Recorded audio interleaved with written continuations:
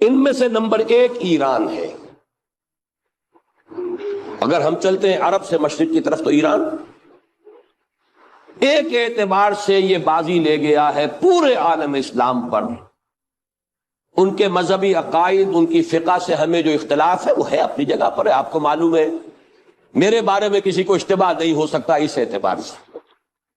میری جس درجے دشمنی رکھی گئی ہے، جس طرح میرے سر کا جو ہے مطالبہ ہوتا تھا، 2 ہی آدمی تھے پاکستان میں کہ جن کے سر مانگے گئے، ایک کراچی کے وہ شاہ بلیغ الدین صاحب اور ایک نے۔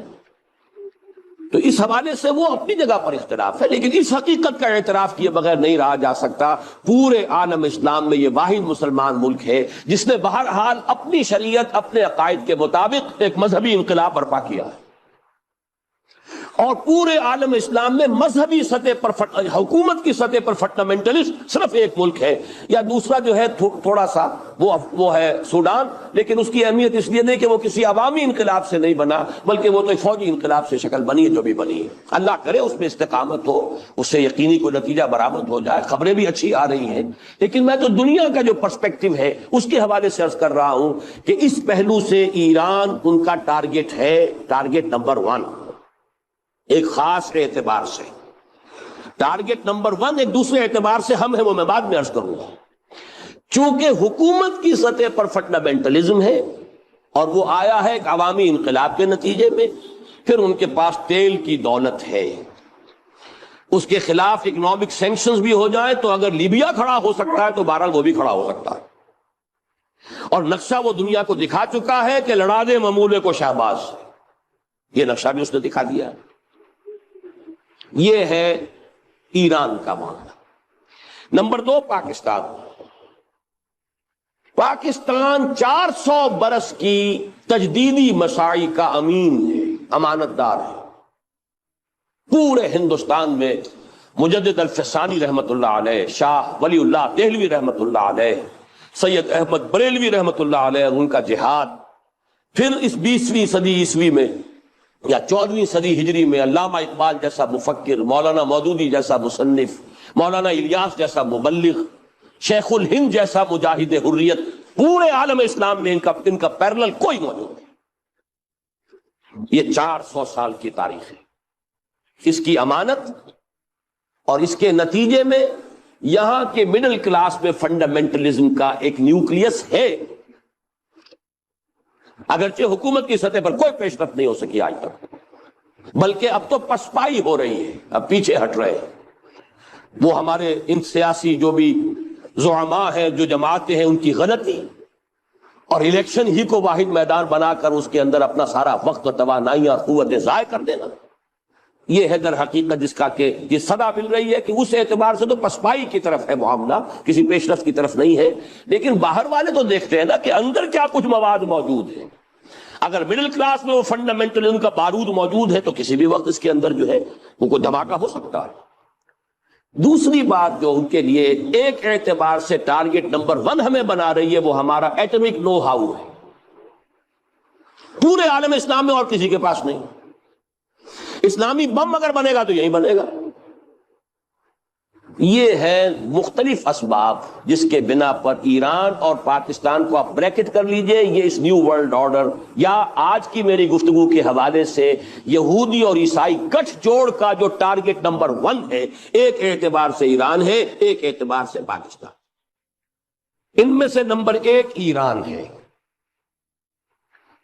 اگر ہم چلتے ہیں عرب سے مشرق کی طرف تو ایران ایک اعتبار سے یہ بازی لے گیا ہے پورے عالم اسلام پر۔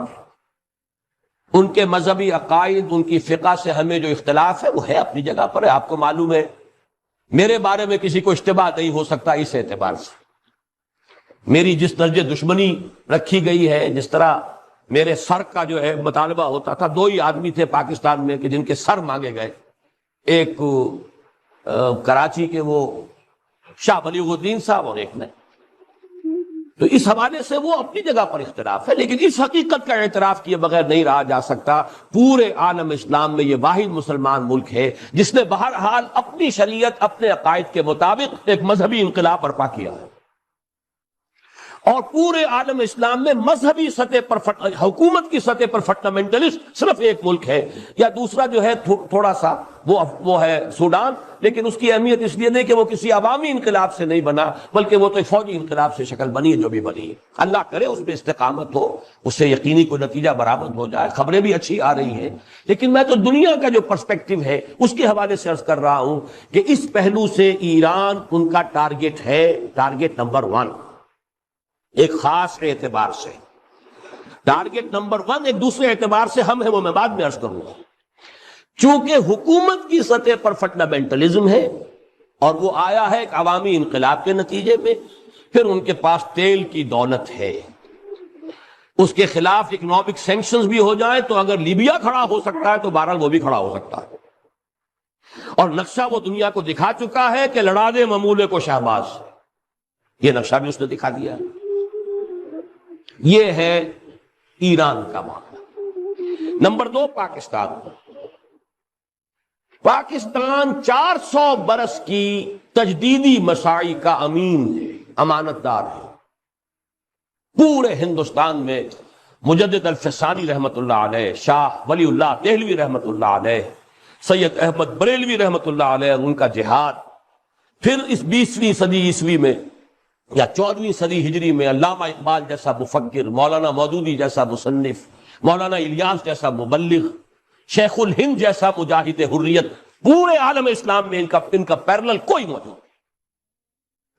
یہ 400 سال کی تاریخ ہے، اس کی امانت اور اس کے نتیجے میں یہاں کے مڈل کلاس میں فنڈامنٹلزم کا ایک نیوکلیس ہے، اگرچہ حکومت کی سطح پر کوئی پیش رفت نہیں ہو سکی آج تک، بلکہ اب تو پسپائی ہو رہی ہے، اب پیچھے ہٹ رہے ہیں۔ وہ ہمارے ان سیاسی جو بھی زعماء ہیں، جو جماعتیں ہیں، ان کی غلطی اور الیکشن ہی کو واحد میدان بنا کر اس کے اندر اپنا سارا وقت اور توانائیاں اور قوتیں ضائع کر دینا، یہ ہے در حقیقت جس کا کہ یہ صدا مل رہی ہے کہ اس اعتبار سے تو پسپائی کی طرف ہے معاملہ، کسی پیش رفت کی طرف نہیں ہے۔ لیکن باہر والے تو دیکھتے ہیں نا کہ اندر کیا کچھ مواد موجود ہے۔ اگر مڈل کلاس میں وہ فنڈامنٹلزم کا بارود موجود ہے تو کسی بھی وقت اس کے اندر جو ہے وہ کوئی دھماکہ ہو سکتا ہے۔ دوسری بات جو ان کے لیے ایک اعتبار سے ٹارگٹ نمبر 1 ہمیں بنا رہی ہے، وہ ہمارا ایٹمک نو ہاؤ ہے۔ پورے عالم اسلام میں اور کسی کے پاس نہیں۔ اسلامی بم اگر بنے گا تو یہی بنے گا۔ یہ ہے مختلف اسباب جس کے بنا پر ایران اور پاکستان کو آپ بریکٹ کر لیجئے، یہ اس نیو ورلڈ آرڈر یا آج کی میری گفتگو کے حوالے سے یہودی اور عیسائی گٹھ جوڑ کا جو ٹارگٹ نمبر 1 ہے، ایک اعتبار سے ایران ہے، ایک اعتبار سے پاکستان۔